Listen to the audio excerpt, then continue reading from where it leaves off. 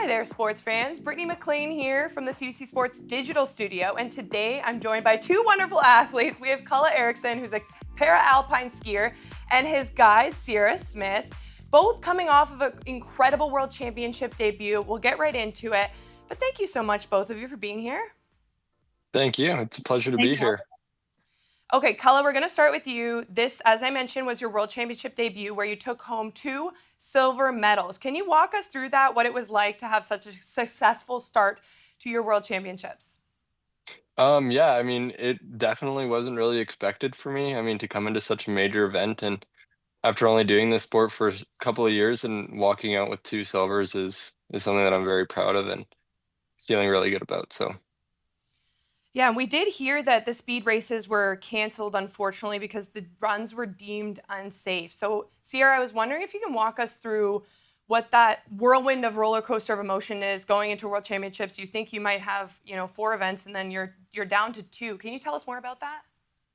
Yeah, so it was a bit crazy. It was unfortunate. We were hopping on a plane over to Europe and we had no idea what we were getting into because we heard rumblings of there not being much snow and potential cancellations. So it was a really big game of patience and just like staying like headstrong and just trying to carry on and like be strong with ourselves and each other and just get ready for what races do happen. So it was a long time to be sitting and waiting for things to be canceled, but we got 2 off and they went super well. So happy that we could, stay strong through the unfortunate cancellations.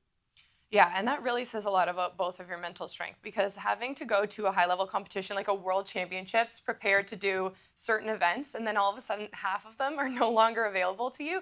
I wondered, for those of us a little less familiar with the sport, is there a specific discipline, maybe I'll go to you, Kalle, that you feel most confident in, or maybe your favorite when it comes to racing?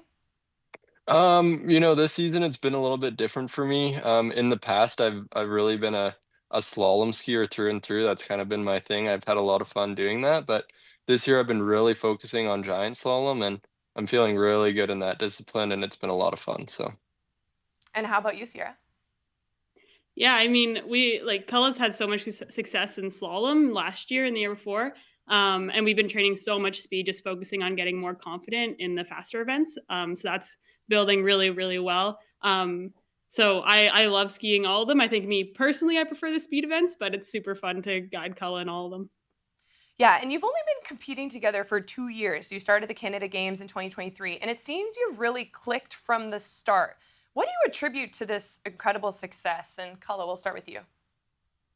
I think that a big thing that contributes to our success is that we're really good friends on and off the snow. I mean, we spend a lot of time together, traveling around Europe in the winter, racing, and so just building a good relationship. And we have a lot of trust in one another when we're doing this. So I think that just having good communication and trusting in one another is something that's really important to how successful we've been. And Sierra, I was just about to ask about communication, so great timing. Sierra, I mean, this requires trust, communication, like probably none of us can fully understand. You're going at speeds of what, over 100 miles per hour? Like, this is quite a lot of trust you're putting in one another. Can you describe the communication when you're coming? I know obviously there's a lot in the buildup, but especially when you're racing specifically, coming down the hill, how often or how little are you communicating? Yeah, I mean, I think it varies a little bit from discipline to discipline, but Cullen and I kind of learned as we went. I was his first guy. We started skiing together in this journey at the same time. So we're learning. I don't know if we're doing it the same as other people, but I just talk as much as I can. Really, I try to verbalize exactly what I'm seeing, exactly what I'm doing, any kind of light changes or terrain changes that are happening on the course, so Cullen can prepare as fast as possible behind me. But I talk quite a bit as long as I have the breath in me to keep speaking. I'm talking. And Kalle, are you communicating back in terms of the speed you're comfortable going? Is there a lot of the back and forth, or is it a pretty one-way street when it comes to the racing time? It's pretty one way, sometimes I do get carried away and speak a little bit more than I should be. But a standard communication would just be like if Sierra's going too fast, I just say off or bad line or just simple things like that that she can adjust quickly to those and that it's not too much talk going through our headset. So Well, we were just discussing before we started the interview about how you're living most of your life, at least your season, on the road. I Mhm. wondered what training looks like for both of you because you're from two different places. I'm sure the season has to start, or training has to start a little bit before the season starts. And how do you manage the two different schedules and making sure that you're getting that communication down to a T before racing starts? Yeah, so we have a training camp. Like we start skiing in September. We head over to Chile. We get going right away. And then like Cullen and I are in the gym full time together prior to the season. So we know what we're kind of on the same wavelength. We know what each other's thinking, and we just build that right from the beginning. And then we get on snow. And it's we're going to work and we're learning how to be better and how to communicate better and trying to fix all the little things here and there.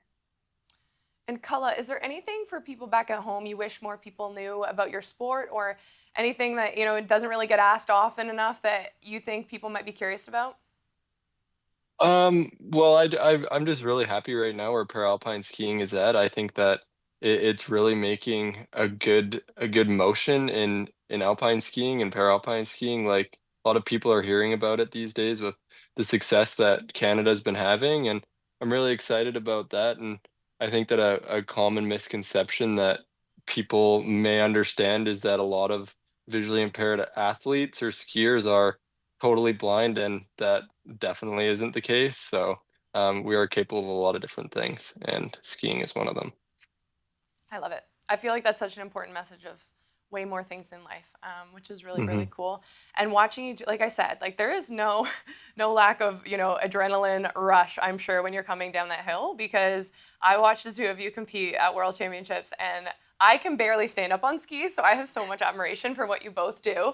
I did want to talk a little bit about the Paralympics, though, because Milano Cortina is just over a year away. We're quite literally getting to that point, which is really exciting.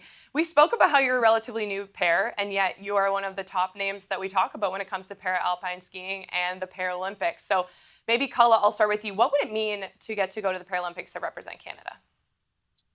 It would be phenomenal, wearing the maple leaf on the back and skiing for such a great nation is something that I'm really looking forward to, and knowing that I can go over to Italy and wear that maple leaf is I'm really proud of that. So.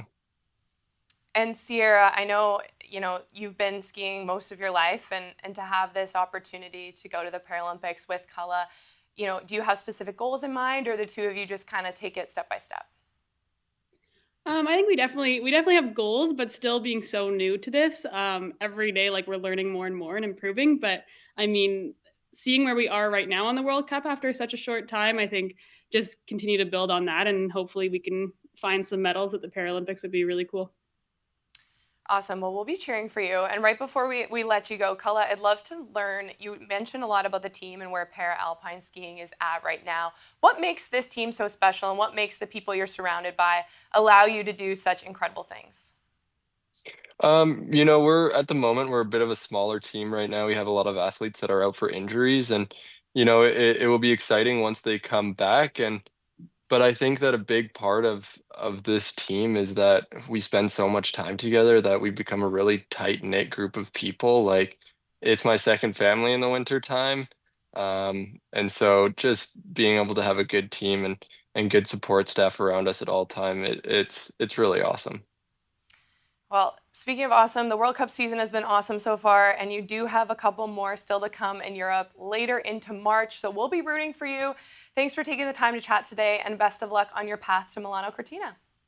Thank you Thank you so so much. much.